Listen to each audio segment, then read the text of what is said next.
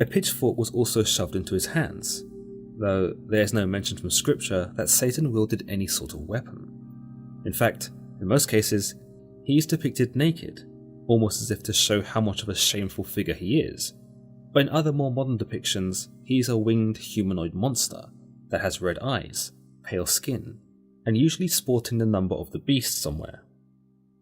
Perhaps the first place that many will think to look for Satan is the Bible, and perhaps one of the most interesting accounts pertaining to Satan is in the form of the Book of Revelations. It is understood that the angel once known as Lucifer was a close ally to God, a perfect creation of beauty and excellence, a being God cherished above all.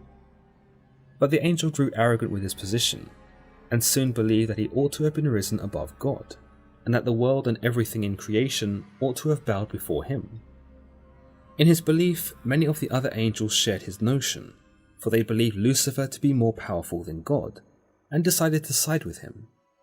In Revelation 12:7, we are told that a war broke out in heaven, and many scholars perceive this to be the war between Lucifer and God, in that a civil war between angels erupted, with one side led by Lucifer and the other by Archangel Michael. We are told, "Then war broke out in heaven. Michael and his angels fought against the dragon, and the dragon and his angels fought back. But he was not strong enough, and they lost their place in heaven. The great dragon was hurled down, that ancient serpent called the devil, or Satan, who leads the whole world astray." It is believed here that Lucifer transformed into a dragon in order to defeat Archangel Michael, but in doing so he was still defeated, and both he and his angels were cast out from heaven. Here we see this dragon, which is thought to have been Lucifer, take on the name of Satan, a being who now leads the whole world astray.